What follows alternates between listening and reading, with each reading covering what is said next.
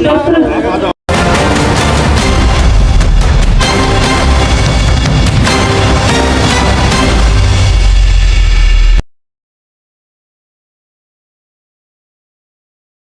दिल्ली के आईएसबीटी स्थित यानी महाराणा प्रताप बस अड्डे के पास जो महाराणा जी की मूर्ति लगी थी उसको कुछ विधर्मियों ने खंडित कर दिया था। इसका विरोध लगातार करनी सेना ने किया और सड़कों पे उतरे, मगर दिल्ली सरकार जैसे ही इसका पता चलता है उनको, वो तुरंत एक्टिव होती है और दिल्ली के मुख्यमंत्री रेखा गुप्ता इसका संज्ञान खुद लेती हैं। करनी सेना के सभी लोगों के साथ मीटिंग होती है, बातचीत होती है और दोबारा इस मूर्ति को भव्य और नए तरीके से स्थापित करने की बात होती है। इसमें दिल्ली सरकार, एमसीडी और मेघराज सिंह जी रॉयल यह एक अहम भूमिका निभाते हैं। हालांकि समाज के सभी लोगों ने इसने अपना योगदान दिया, मगर यह मूर्ति 29 तारीख को यानी 29 मई को शाम को स्थापित की गई इसी पार्क में दोबारा से और पहले से बड़ी और भव्य। यहां पे सवाल उठता है कि इन पे कार्रवाई कब होगी जिन्होंने ऐसा कृतज्ञ किया है।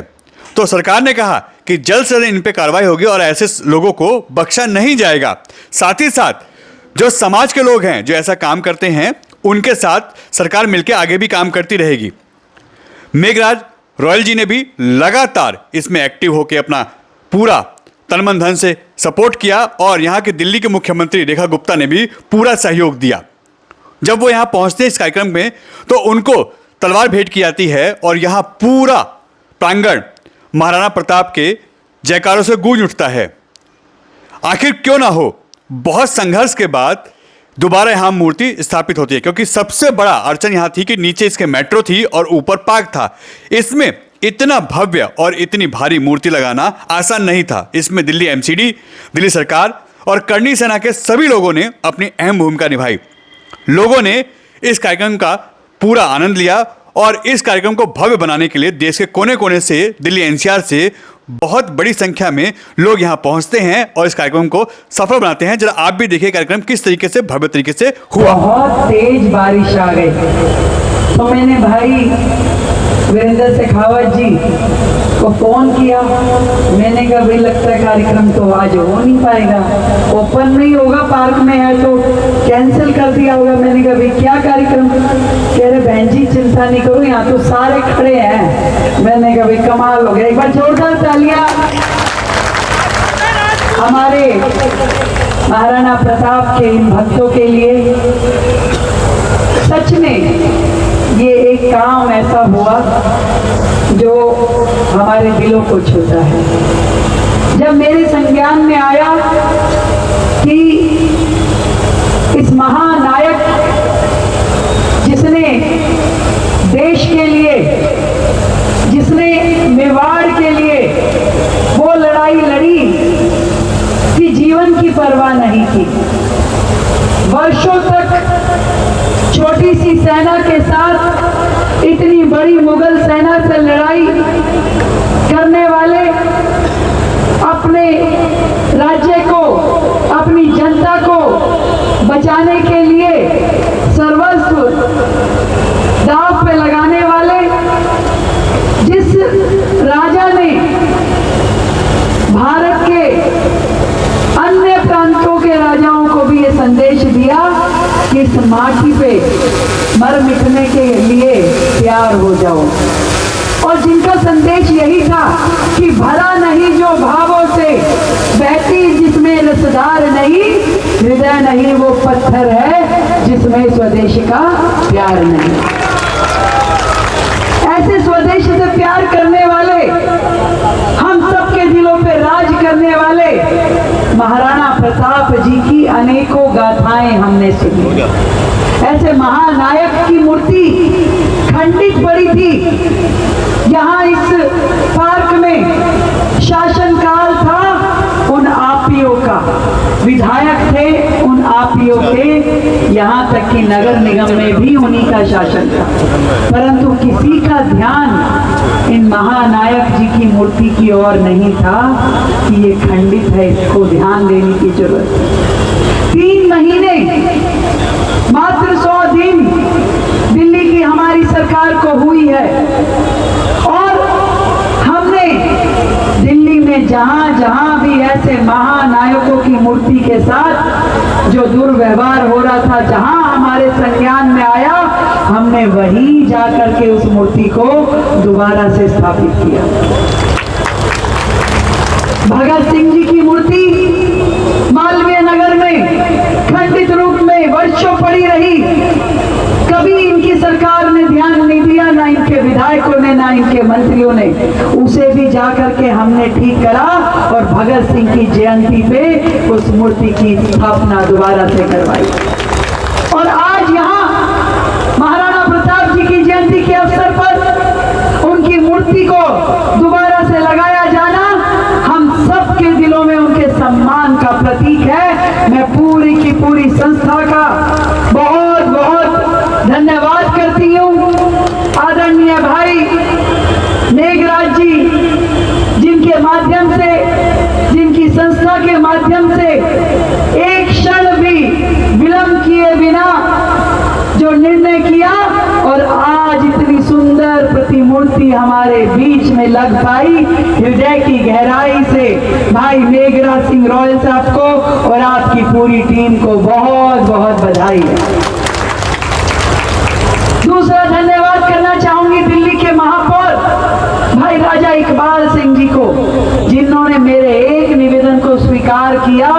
छोटे से निवेदन पे आज का ये बड़ा आयोजन रखा और उन्होंने कहा कि आप बहन जी चिंता नहीं कीजिए, बड़ा आयोजन करेंगे और इस महानायक का सम्मान हम सब के लिए कर्तव्य है और उस कर्तव्य का पालन हम सबके द्वारा किया जाएगा। यहाँ दिल्ली के राजपूत समाज के सभी सदस्यों ने कांटेक्ट किया कंट्रीब्यूशन करने के लिए।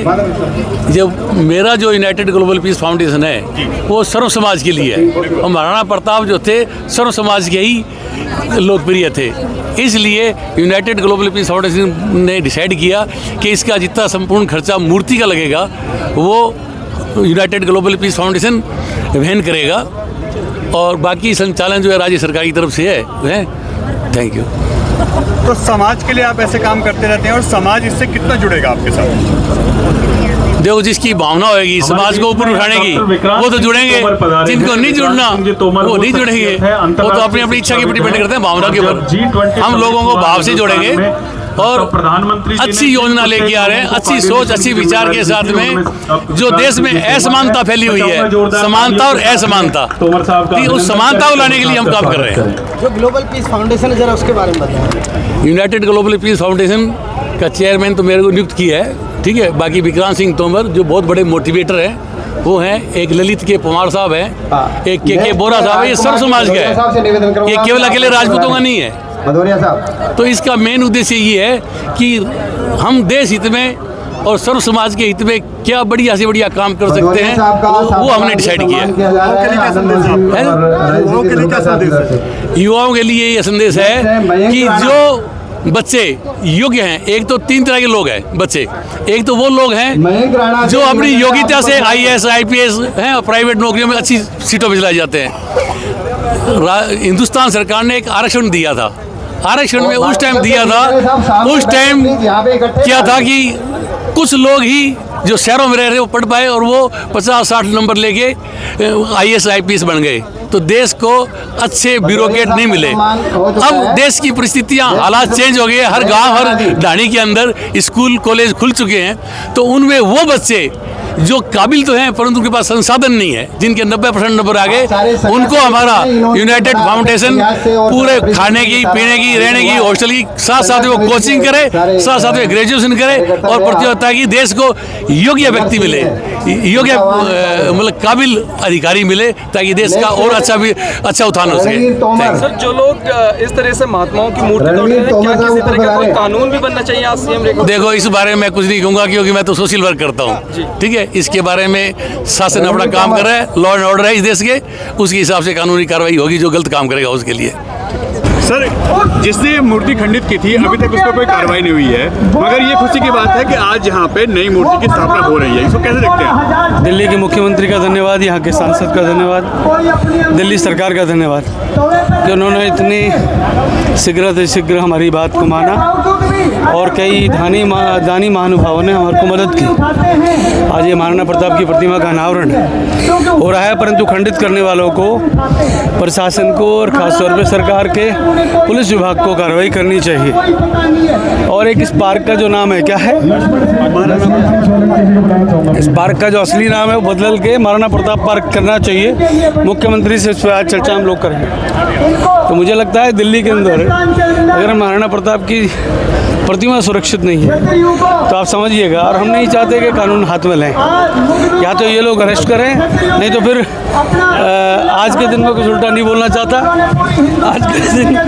आज के दिन मेरे प्रभु आए हैं राम राजस्थान से, बहुत स्वागत है। मैंने कह दिया पार्क का नाम बदलवा दो भाई, मुख्यमंत्री से सरकार महाराणा प्रताप वाटिका होना चाहिए। ठीक है। तो महिपाल जी की हमारी मांग मुख्यमंत्री जी से रहेगी कि इस पार्क का नाम खुदसिया पार्क, क्या बोलते हैं उसको, कुर्देसिया पार्क, कोई नाम लेना नहीं देना नहीं है। तो पार्क का नाम चेंज कराने के लिए महिपाल सिंह मकराना और हम लोग और सभी लोग आज अनुरोध करेंगे मुख्यमंत्री से, परंतु खंडित करने वाले को पकड़ना चाहिए। ये तो होना ही था, और इसमें तो पूरी तरह से सरकार को जिम्मेवारी लेनी चाहिए। ये तो ये समझिए कि सरकार, समाज ने जिम्मेवारी ली और सरकार क्रेडिट ले रही। ये तो सारी जिम्मेवारी उनकी थी। मूर्ति की सुरक्षा देखिए, जो भी महापुरुष हैं, जो हमारे प्रेरणा पुंज हैं, किसी भी कम्युनिटी के हों, ऐसे लोगों की प्रतिमाएं प्रेरणा पुंज हुआ करती है। तो प्रतिमाओं की सुरक्षा सरकार की जिम्मेवारी है। उस पर सीसीटीवी कैमरा या सौंदर्यीकरण या फिर उस पर कांस्टेबल बहाल करे लोग की ताकि सुरक्षा हो, ये सब जिम्मेवारी सरकारों की है। ऐसा नहीं हुआ। अखबारों में दिया गया कि बंदर ने मूर्ति खंडित कर दिया। अब ये धातु की मूर्ति हो, लोहे का उसका भाला हो, उसको बंदर तोड़ दे, ये तो समझ से परे है। इसलिए अब जो कुछ हुआ है, हम और जिस तरह से सरकार भी सामने आई है, हम सराहना करते हैं। अच्छी बात है, समाज ने भी एकता दिखाई और समाज भी आगे, सरकार भी आगे आई है। तो ये अच्छी बात है, अच्छा पहल है, लेकिन आगे भी ऐसी हरकत ना हो। ऐसा होता है कि आज एक फैशन चल पड़ा है, महापुरुषों की प्रतिमा को खंडित करो, अपमानित करो, समाज में द्वेष फैलाओ। ये एक फैशन है, कुछ बोल करके माहौल को खराब करो। इस पर सख्ती से कानून बननी चाहिए और रोक लगनी चाहिए।